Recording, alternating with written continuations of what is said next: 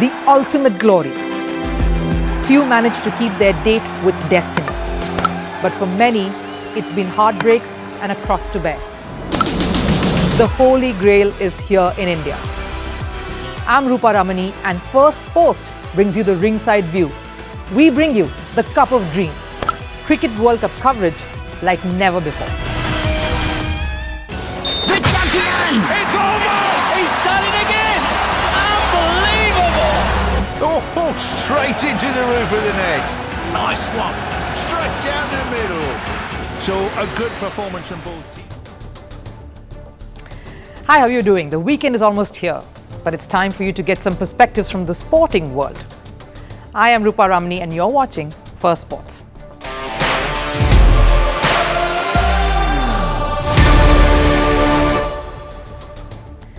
Now, they say you're as good as the last match played, the last show, or the last movie. One team is certainly reeling from that statement. Defending champions of the Cricket World Cup are all but out, cooked, beaten, and literally shown the door. And with that, this World Cup has possibly seen it all. England's caught in a nightmare of sorts. What has gone wrong? Where was the misstep? We will decode it right here. And can you ever dissociate sports and politics? Stay in your margins is great advice while playing a sport. But is that a rule sportspersons need to follow when it comes to expressing political leanings or opinions? We'll find out more. And after the World Cup qualifiers are moved out from China to India, the women's hockey team gears up for the Asian Champions Trophy in Ranchi, India. That's all lined up in the show. But before that, let's take a look at all the headlines and what's making news from the world of sports in Sports 360. Bangladesh all-rounder Shakib Al Hasan has rejoined his team in Kolkata. Shakib is back from a short trip back home to meet his childhood mentor. He took part in a practice session today. Shakib will be available to play in Bangladesh's next match against Netherlands tomorrow. The Para-Asian Games are now underway in Hangzhou, and Indian athletes have scripted history one more time. India are placed fourth on the table with a total of 96 medals. This is their best ever medal haul at the meet. Over in badminton, in the BWF French Open, PV Sindhu retired mid-match due to her knee. She won the first game 21-18 and withdrew when the score read 1-all in the next one. This is the first time Sindhu has retired mid-match in her career. In football, Liverpool beat Topley 5-1 in a lopsided Europa League group stage match last night. Coach Jurgen Klopp praised the Reds for playing with an aggressive and attacking style. Liverpool are now one win away from entering the Europa League knockout stages. In Formula One, Red Bull's Max Verstappen has called for more respectful behavior from fans in Mexico. This comes after Verstappen was booed by the fans of his teammate, Sergio Perez. Some fans even got rowdy, prompting authorities to delegate special bodyguards for Verstappen. The Mexico Grand Prix will be held on the 30th of October.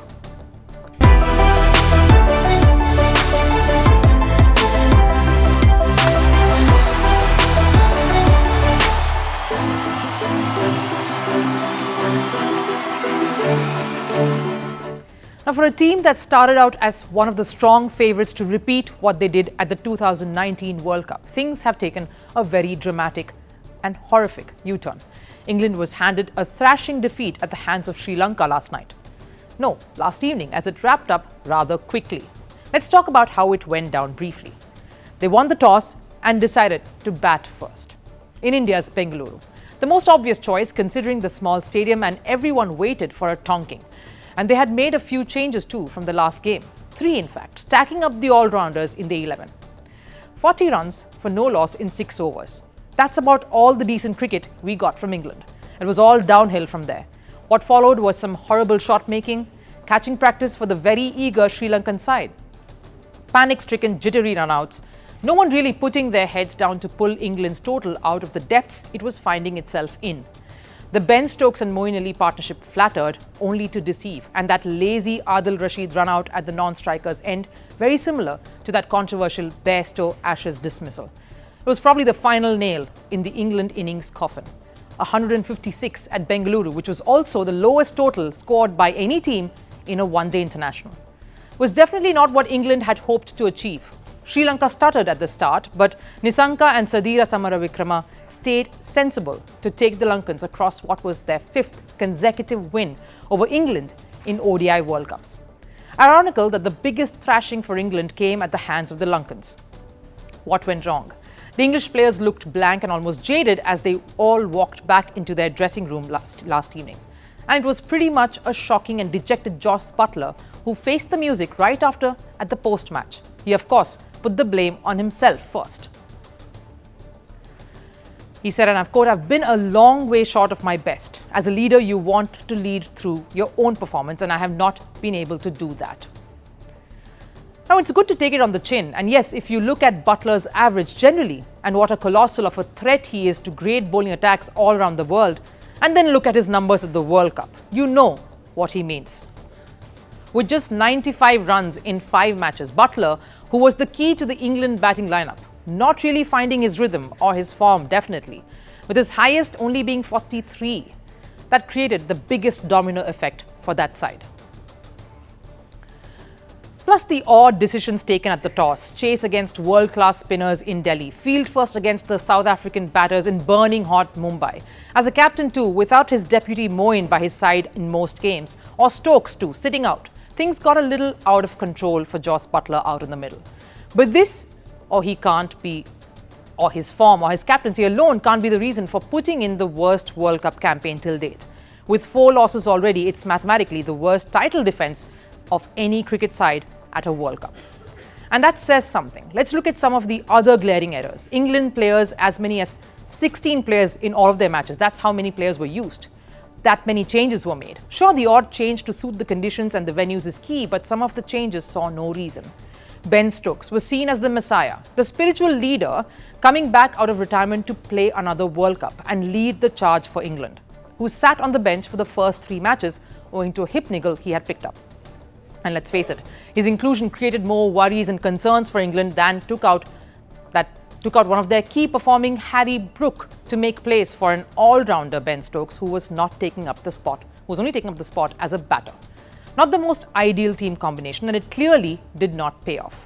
And the fact that months and years are slowly slipping away from a pacer, a quality pacer like Jofra Archer, owing to constant battles with injuries, is also not boding well. He was named in the World Cup list, giving everyone hopes, only to fly in 3 games in, train 2 days and then fly back out.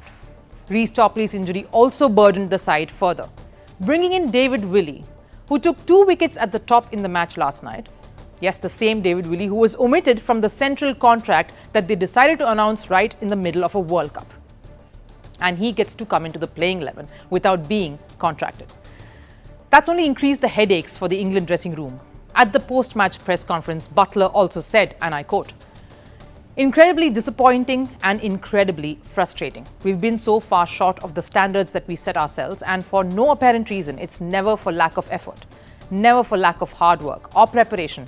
And look around the room, there is no lack of talent. A lot of experienced guys who are fantastic cricketers. Huge frustration. This tournament has gone nowhere near the way we wanted to."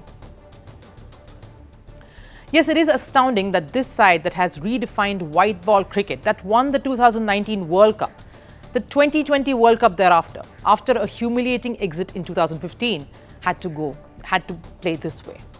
That has some geniuses who have been assets to other leagues in T20 formats would crumble like they have at the World Cup. But it's also true that they are the most experienced, which means a 30-plus side. Now, don't get me wrong, age is just a number, and yes, we are at a time when we are seeing so many athletes breaking the norm past their prime. But somehow it seems like the ODI cricket has gone past all of that, and this England bunch has just been caught napping. Which brings me to another important stat. After that 2015 World Cup disaster right up to 2019 and that World Cup triumph, England played 88 ODI matches. They were hungry to reset what had happened in 2015. And under Eoin Morgan's captaincy, they were meticulously preparing hard for the World Cup. And it showed. Cut to post-2019, and England have only managed to play 42 one-dayers in 4 years. Yes, the coronavirus played its part, but that was still lesser than what most other teams had played during that same duration. Joe Root had 2 12-month spells without playing ODI cricket. Ben Stokes retired for a year, no ODI cricket. England players have stopped playing domestic 50-over cricket. Stokes last played one in 2014.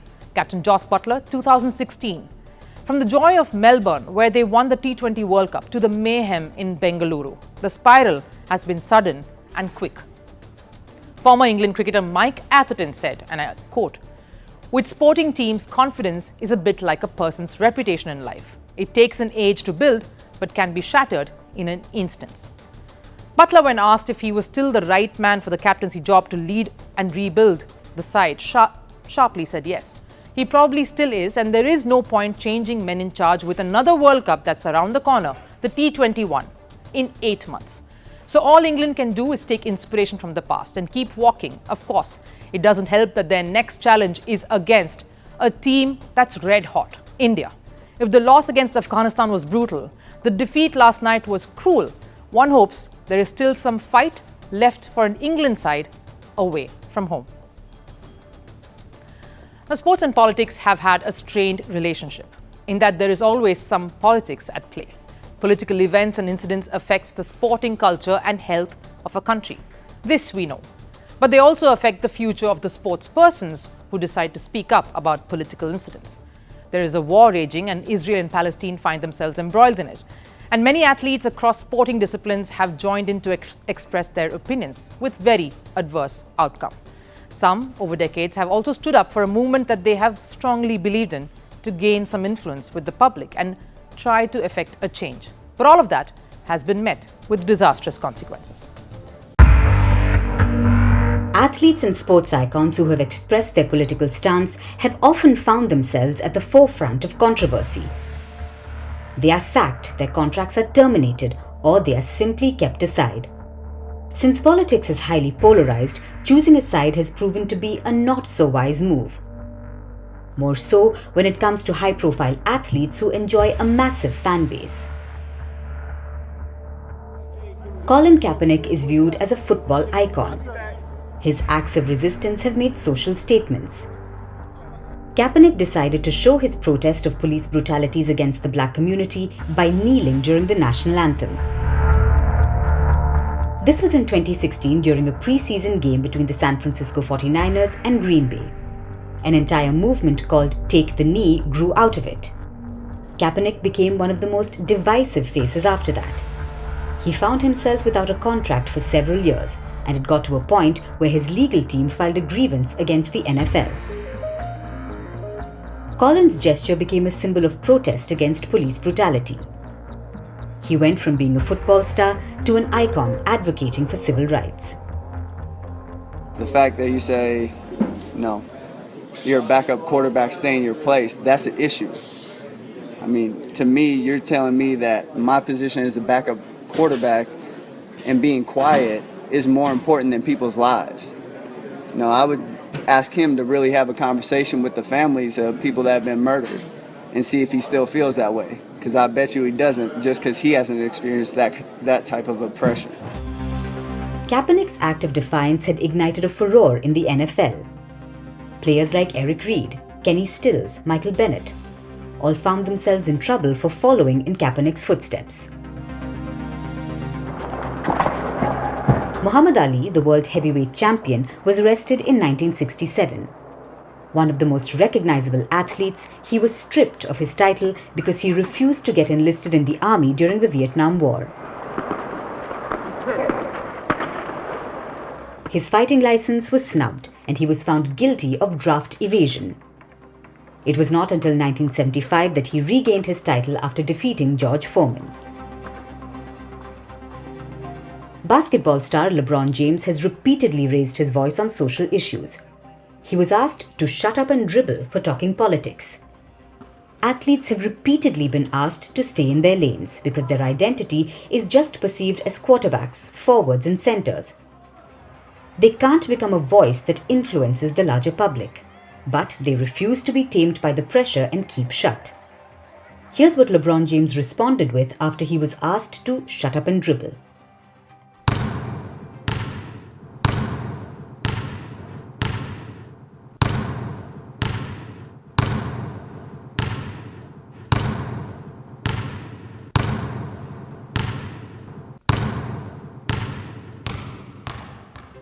Even American soccer legend Megan Rapinoe wasn't spared for her outspoken activism. She drew criticism from former US President Donald Trump. Rapinoe was one among the first supporters who stood in solidarity with Kaepernick. After regulations were made forbidding anyone to kneel, she went on to refuse singing the anthem and continued it for years as a protest against racial inequality. For Rapinoe, her jersey is for all the people who are discriminated against. You know, I feel like, I mean, being a gay female athlete, if you're not equipped to deal with multiple things coming at you at the same time, you're probably not going to make it very far. But I actually don't see it as compartmentalization. I take it all out there with me. I just got asked this question the other day. How do you pull on the U.S. jersey and the Federation's jersey and at the same time have this lawsuit? Well, it's like, I don't pull on the jersey for the Federation or for the people that are discriminating against me. I put it on for myself. I put it on for, all the people that are being discriminated against. The latest in this hit list is Karim Benzema. He expressed his views about supporting the people of Palestine. Benzema was accused of having links to the Muslim Brotherhood. It was suggested that his French citizenship be revoked. Such is the price that sports players pay for merely expressing opinions. Liverpool's Salah posted a video message on his social media. It's not always easy to speak in time like this. There has been too much violence and too much heartbreaking brutality. The escalations in the recent weeks is unbearable to witness. All lives are sacred and must be protected. The massacres need to stop. Families are being torn apart. What's clear now is that humanitarian aid to Gaza must be allowed immediately. But what preceded this was online criticism by fans for staying silent. Speaking on such sensitive issues is a double-edged sword.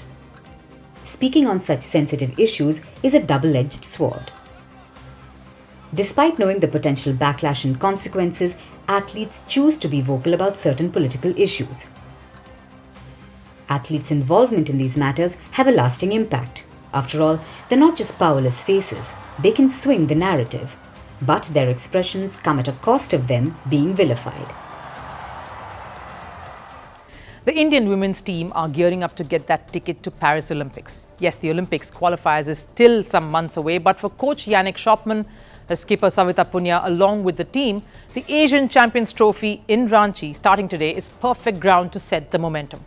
India's loss to China in the semi-final ought to hurt, and that is one key statistic India will look to overturn.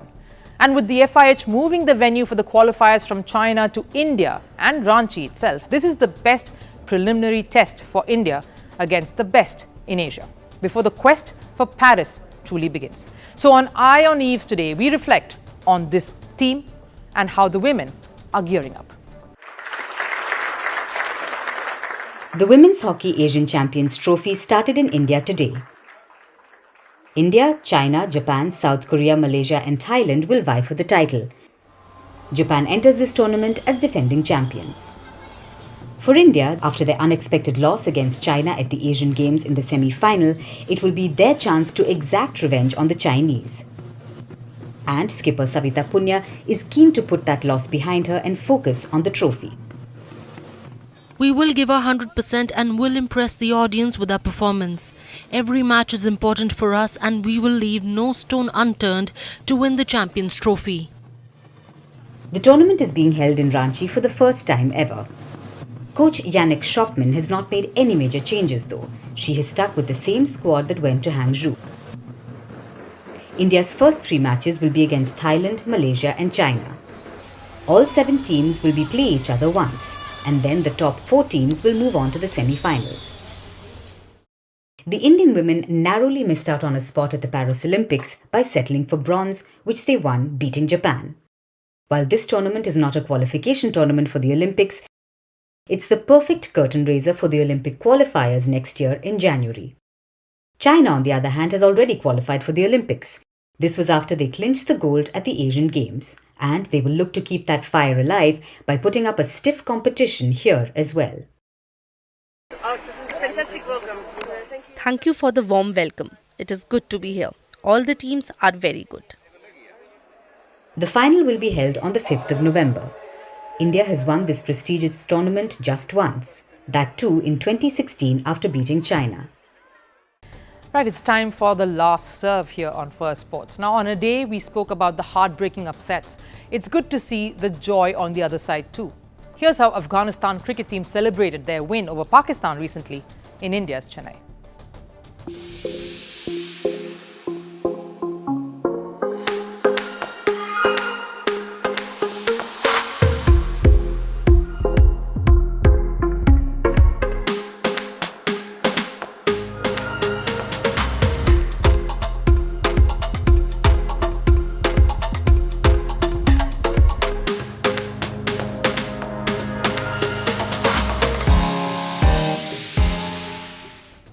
There's lots more that we expect from a team like Afghanistan, but that's all the time we have here on Firstpost. Thank you so much for watching. I'll of course be flying into Lucknow to join in on India's next challenge at the World Cup, which is against England. For now though, take care.